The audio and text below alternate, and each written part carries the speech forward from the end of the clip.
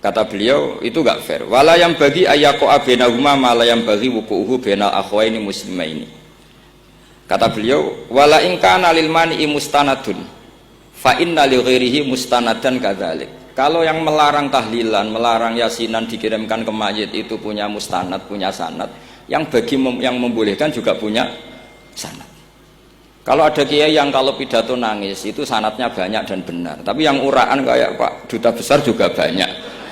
Semuanya ada sanad. Jadi kata beliau sederhana saja, kalau al-mani'un, orang yang menolak itu punya sanad, kita yang membolehkan juga punya sanad. Tapi kata beliau dengan enteng, dengan ceria, ini masalah furu'iyah, nggak perlu jadi itsaratul fitan wal jidal wal khisam. Kata beliau nggak perlu jadi perdebatan. Makanya pesan saya sama santri-santri kerap ya, sebetulnya masalah kita ini tercerabut dari ilmu.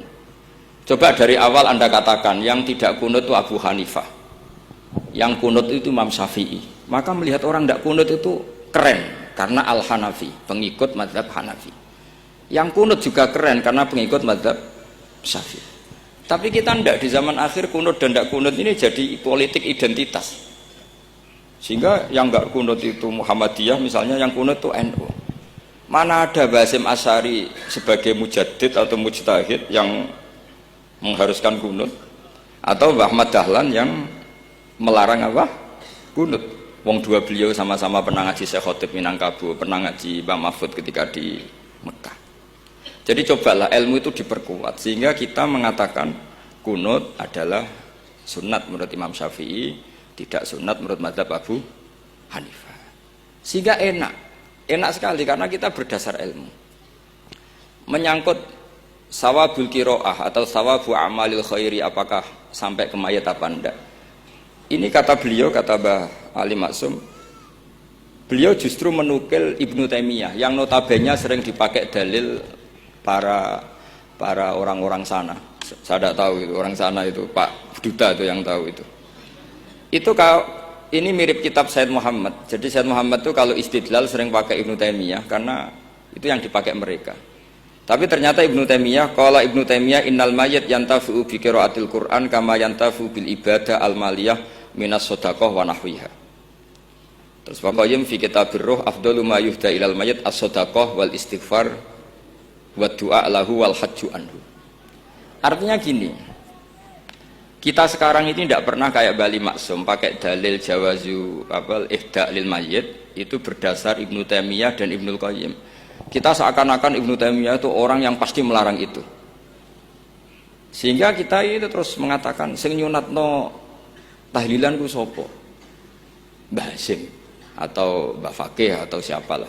Meskipun riwayat ini mukhtalifah dari Mbah Hasyim. Pertanyaannya adalah terus kesannya yang membolehkan itu hanya kiai lokal itu, kiai nasional itu. Padahal zaman Bali sudah mengajarkan kita yang membolehkan ihda'u a'malil khairi ilal mayyit, yang membolehkan hadiah Yasin, Fatihah, tahlil ke mayit itu adalah orang sekaliber Ibnu Taimiyah dan Ibnul Qayyim. Sehingga dengan kita pakai ilmiah yang diterapkan Bali Maksum, kita ini merasa orang keren, orang global, orang yang keren lah. Karena guru-guru kita Bali Maksum, Mbah Hamid biasa mentahlili, Mbah Munawir semua mentahlili guru-gurunya.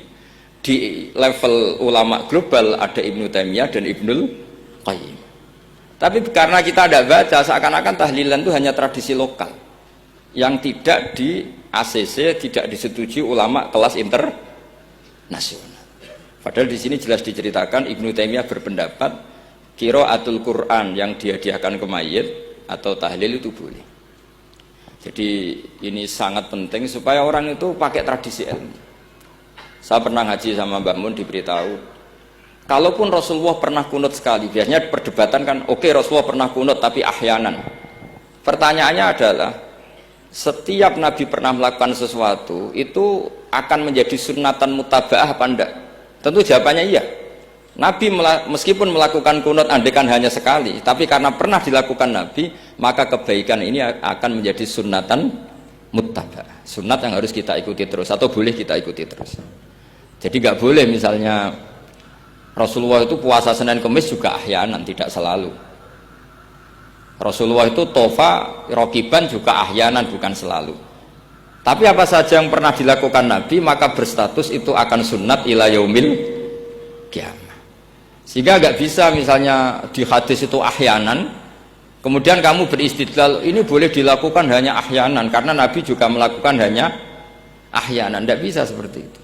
Sekali Nabi pernah melakukan itu dan tidak dibatalkan lewat nasah mansuh, maka kesunatan itu ila yaumil kiamah. Sehingga Imam Syafi'i cara berpikir meskipun Nabi kunut ahyanan, kalaupun itu ahyanan tentu kunut itu akan sunat ila yaumil kiamah.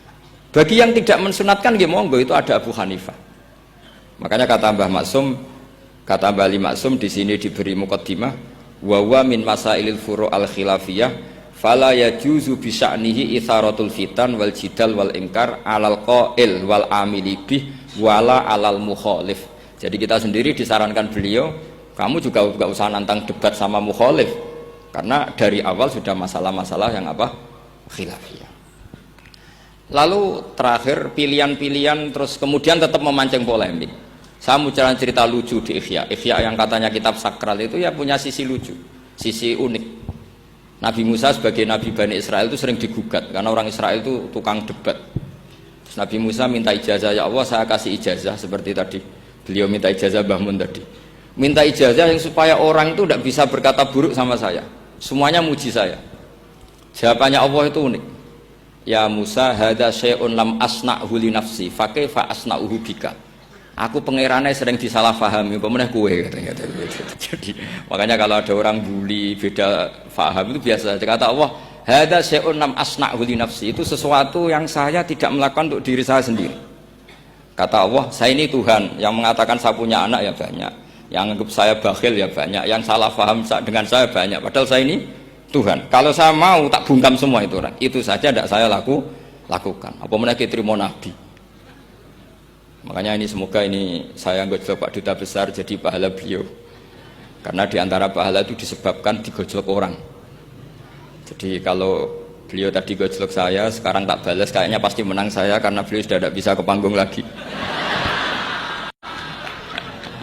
Yang jelas saya kagum, ya saya puji betul Gus Zofur ketika dari awal memberi gelar Ad-Dobosi tadi ternyata betul.